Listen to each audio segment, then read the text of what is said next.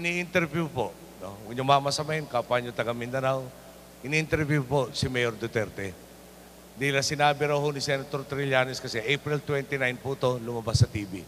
Sabi raw ni Senator Trillanes, paano pag naupo si Mayor Duterte? Sagot raw ni Trillanes, i-impeach ko siya. So tinanong si Mayor Duterte, ano masasagot niyo dito? Ang tanong ko, on Trillanes saying he will move to impeach him, meaning si Mayor Duterte, kokot ko po to. Pag i-impeach ako, sabi ni Trillanes, di sarahan ko yung Congress. Di wala nang mag-i-impeach sa akin.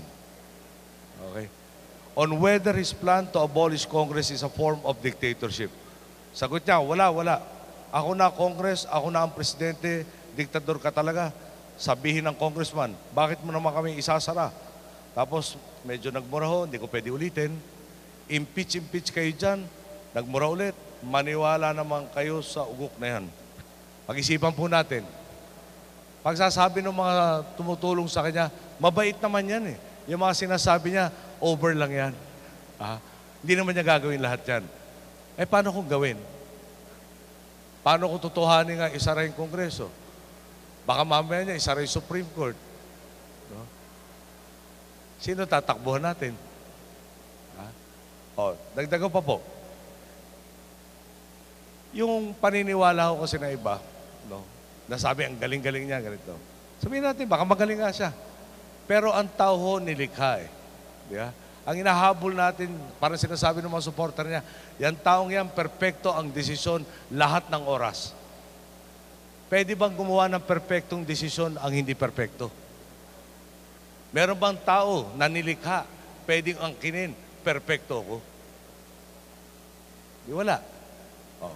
Pag dumating yung panahon, tinutuhanan niya lahat ng sinasabi niya. Yung bang tataba yung mga isda at kung ano pa.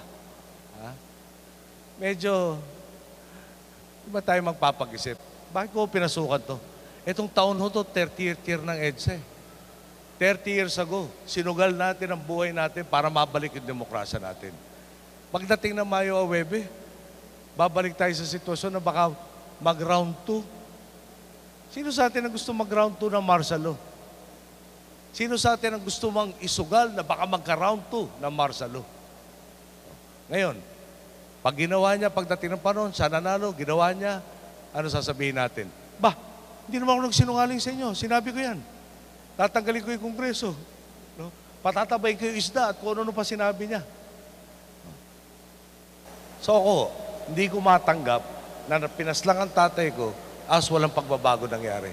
Yung maging sayang lang. So doon po, 83, tinawid ko na po yung linya. Bubuhos ko lahat ng kaya ko para may mangyaring pagbabago, para naman masulit yung pagkamatay ng aking ama at libo-libo natin mga kababayang either pinaslang o pinahirapan.